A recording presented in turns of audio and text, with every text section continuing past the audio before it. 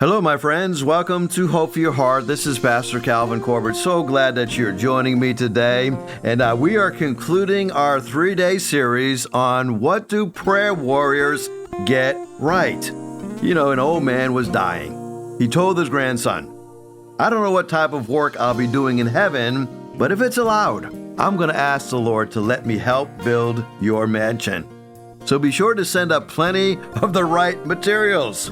Well, this troubled the young man for some time until he realized what his grandfather was saying. Jesus said, Matthew chapter 6, verses 19 to 21, do not store up for yourselves treasures on earth where moth and rust destroy, where thieves break in to steal. But store up for yourself treasures in heaven, where moth and rust do not destroy, and where thieves do not break in and steal. For where your treasure is, there your heart will also be. Well, today we are concluding our series on what do prayer warriors get right. We've learned a whole lot in this study. We've learned from Matthew chapter 6, beginning at verse number 1, that prayer warriors understand the whole concept of giving. They have the right motive for giving. So you're not going to be a strong prayer warrior until you understand there's got to be a motive for giving. Well, first of all, I guess you could say we've got to be givers, right? All prayer warriors are givers. If you're not a giver, you're not a very good prayer warrior. Jesus talks about the motive for our giving. He says, be careful. Verse number 1, when you practice your righteousness, when you give your righteousness, do it without the desire to be seen by others. Jesus says if that's your motivation, then you have a reward here on this earth, and that will be the extent of your reward.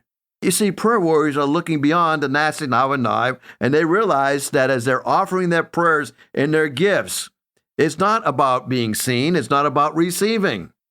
It's all about understanding that we are doing business with the King of Kings and the Lord of Lords. Our motive for giving is based upon a love that we have for Christ. And when you're doing this with the right motive, it releases you from self-righteousness. Secondly, those who are prayer warriors have a model for praying. Now, Jesus says, when you give, don't do it as the hypocrites do. But now he says, when you pray, don't pray like the hypocrites. How do they pray? Well, first of all, they love to be seen. They pray standing in the synagogue and on the streets corners to be seen by others. That's their whole purpose in praying. They're praying to be seen. They're praying to be heard by others. So their prayers probably never enter into the throne of heaven. Jesus says they have received their reward in full. But then Jesus says, when you pray, and there's 6 components of the prayer, your kingdom come, your will be done. Give us, forgive us, lead us, and deliver us, right? Give us this day our daily bread. Forgive us of our trespasses. Lead us not into temptation, and deliver us from evil. So nowhere in the Lord's Prayer, not even once, do we say I. You cannot pray the Lord's Prayer and even once say my. It's all about one another's. It's about your kingdom come. It's about leading us, forgiving us, giving us, and delivering us.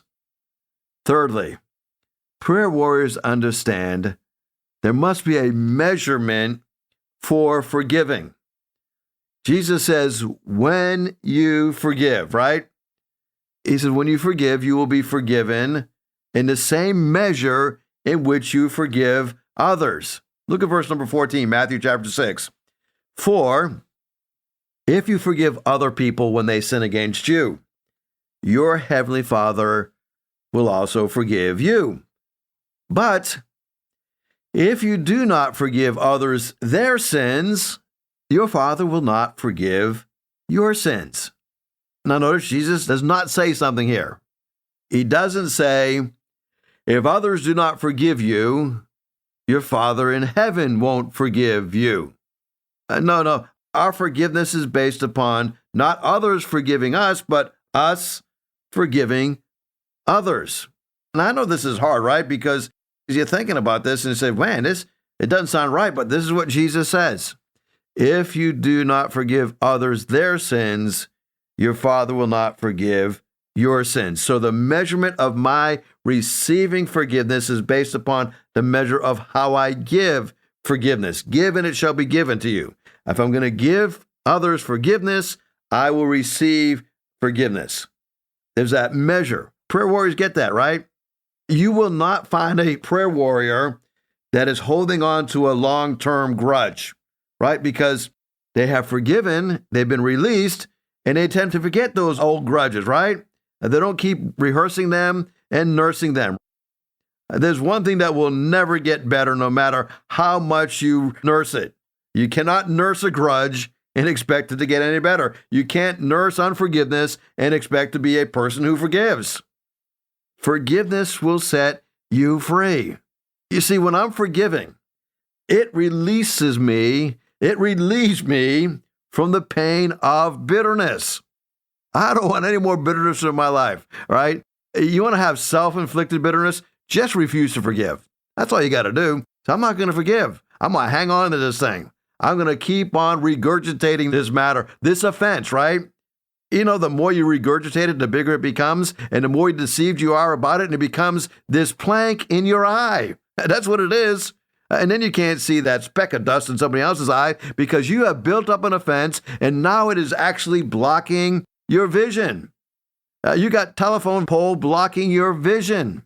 But when you forgive, it relieves me from that pain of self-inflicted bitterness. There's a fourth component to praying that is kind of a lost discipline, and that is fasting. We're now down to verse number 16. Jesus says, when you fast, he didn't say if, but when. Don't look somber. Don't disfigure your faces. He says they have received their reward in full. Now, as we look at praying, right, we've looked at these subjects that are related to prayer that impact our prayer. Jesus over and over again says that when we fast as the hypocrites, disfiguring our faces, they have a full reward here on the earth. Prayer warriors understand that praying is not changing what happens on earth. It's changing what happens in heaven, God's will coming down to the earth. Those who are only involved in doing things for earthly purposes get their reward full on the earth. So let's be honest in looking at fasting. The reason that I fast is because I want to be set free from self-glorification. It's so easy to think you're really strong until you try to give up something, until you try to fast about something. Then you realize just how weak you are. Try to go without social media. If you're addicted to social media, if you spend more than a couple hours a day on social media, try to go 30 days without social media. You will discover how weak your willpower is. Maybe your addiction is alcohol. So, well, I'm not addicted to alcohol. How dare you say that? Well, if you can't go 30 days without alcohol, then you are addicted to alcohol. You see, as we fast, it breaks us from addiction. And then number 5, prayer warriors understand the means for investing. Now we're down to verse 19 to 21, Matthew chapter 6. Jesus says, when you give, right? When you invest, do not store up for yourselves treasures on the earth, where moth and rust come and destroy, where thieves break in to steal. But instead, store up for your treasures in heaven, where moth and rust don't destroy, where thieves don't break in and steal. Why? Because wherever your treasure is, there your heart will be also. Notice Jesus didn't say, follow your heart. He said, no, follow your treasure. Wherever your treasure is, that reveals your heart. So as I'm investing, I realize that I'm doing an investment in eternity. You can't take it with you, but you certainly can send it on ahead, right? I want to do my giving while I'm living, so I'm knowing where it's going. I can send it on ahead. Jesus says, store up treasures in heaven, not here on the earth. So as you look at the power of prayer, it impacts how I make my investment. It impacts where my treasure is. Now, if I were to look at your bank account, it would tell me where your heart is, right?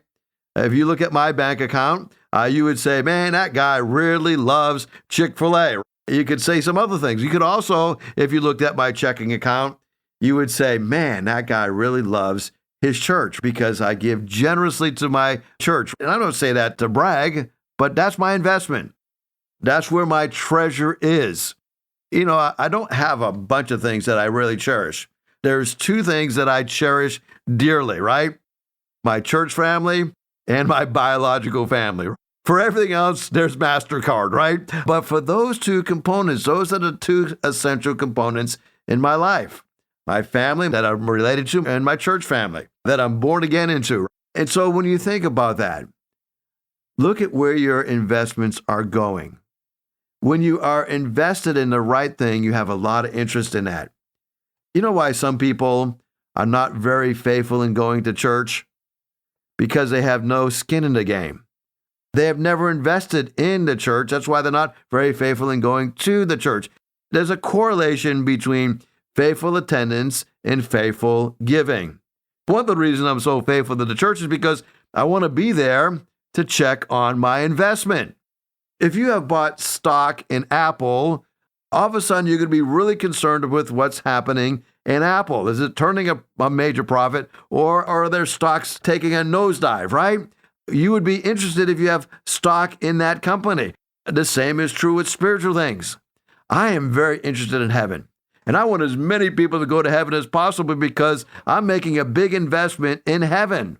I'm not storing myself a bunch of treasures here on this earth. I am storing them in heaven. So I want as many people to enjoy that inheritance with me. So as we think about fervently praying, why don't you take the next 5 days and take the 5-day prayer challenge based upon these 5 points that we have covered today. So on Monday, let's say we're going to start this on Monday. We're going to pray that whatever I do, that my righteousness will not be done to be seen by others, but that I will give generously to the Lord's work, okay? Maybe I'm going to see somebody that's got a need. And instead of saying, well, I'll pray for you, brother, I am going to be the one to meet that need. You know, whenever God brings a need to your attention, I think that you're part of the answer to somebody else's prayer request. God brings you into that need so that you can resolve that need. I remember not too long ago, somebody came to me and said, well, Pastor, we think the church needs to do this. And I says, you know what? I think you're right. And I think you're the one to fulfill that need. God brought it to your attention. You saw the need, and now God's going to use you to meet that need. So Monday, we're going to pray that we will live a righteous life and we're going to do righteous things, but not to be seen by others. And then on Tuesday, we are going to follow the model prayer. We're going to spend that Tuesday looking at the component of the Lord's Prayer. We're going to begin by adoring Him and realizing that we must pray in such a way that we are praying that your kingdom will come, that your will be done. And then we're going to spend a lot of time saying, Lord, meet us today with our provisions. What do we need today? Give us our daily bread. And we'll continue that prayer by saying, Lord, would you forgive us? You know, the person that I asked to receive forgiveness most for is me.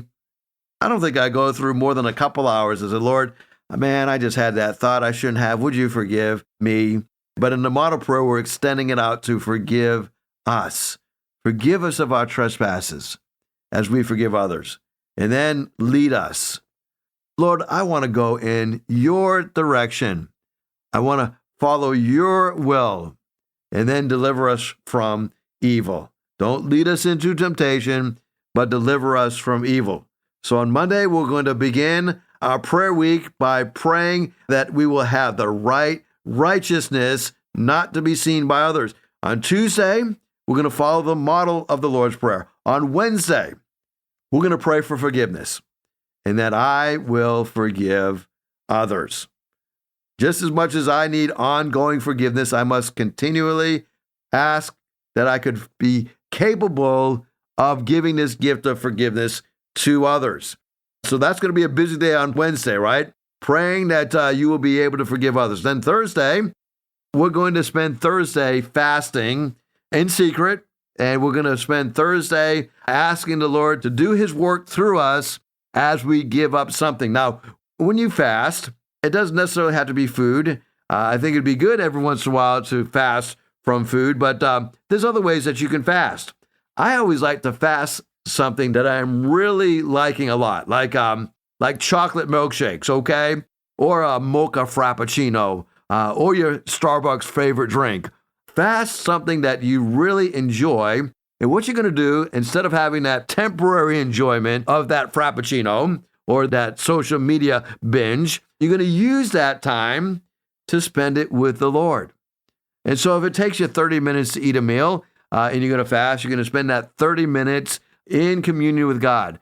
If it takes you 20 minutes to down that frappuccino, then you're going to spend that 20 minutes that you would spend drinking that frappuccino, and you're going to focus on the Lord. So on Thursday, you're going to fast in secret for the Lord's work to be accomplished through me, and that he will guide me and give me his direction. And then on Friday, we're going to pray that I will overcome self-centeredness and invest in eternal matters.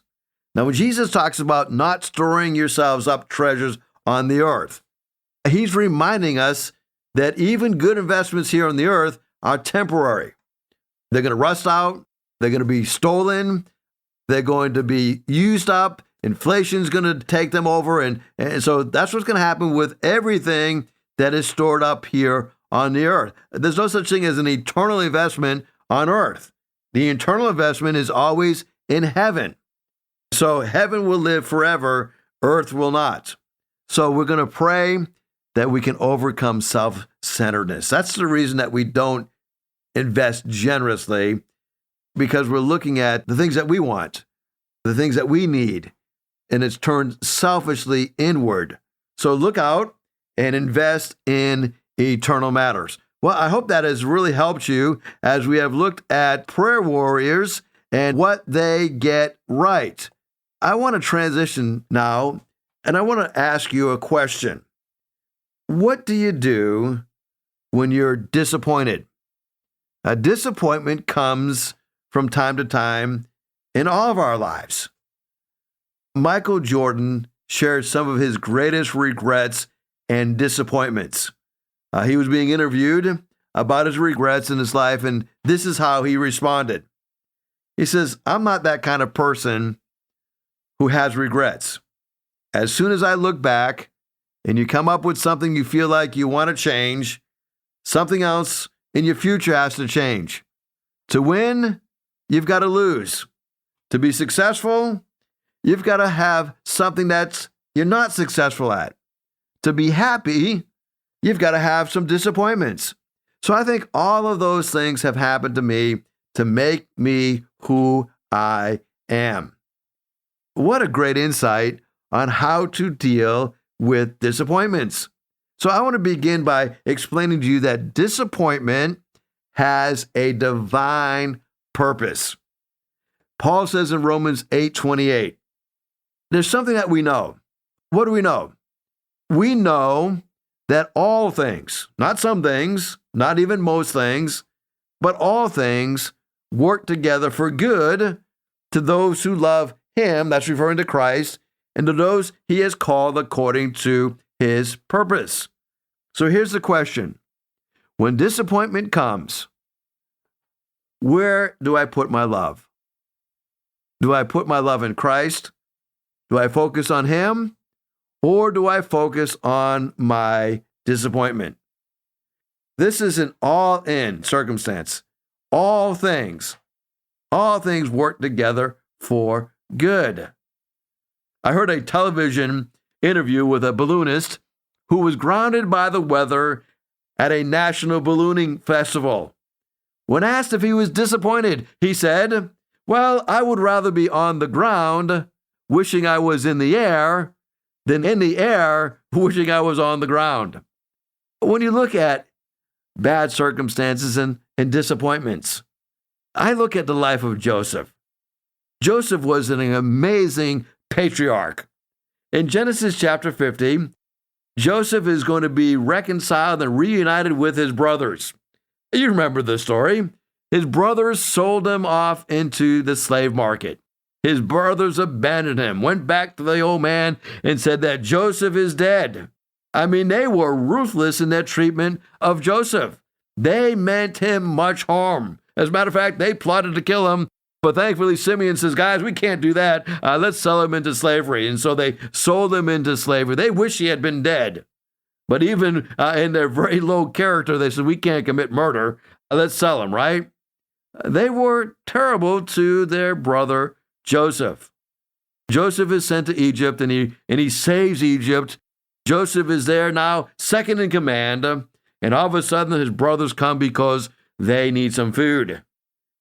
And after going back and forth a couple of times, Joseph is now at the point where he's going to reveal himself to his brothers. In Genesis chapter 50, verse 20, Joseph says, you know what? All that you did to me, you intended to harm me, but God intended it for good, to accomplish what is now being done. You see, God works all things out for good. We know that. Even disappointments can be turned into good. You know, not long ago, there was some researchers from the Gallup poll, and they asked more than 125,000 people from 121 different countries one question. Did you feel a great deal of stress yesterday? In remote regions, the researchers even went door to door. The researchers computed an index of national stress. What percentage of a country's population said, yes, they felt stressed out yesterday? Worldwide, the average was 33%. About a third of our world's population says they felt stressed out yesterday. Now, when they divided it by individual countries, the United States came in high. We were above that 33%. 43% of Americans said they felt stressed out yesterday. The top spot was the Philippines. 67% of the Filipinos said, oh yes, we felt stressed out yesterday.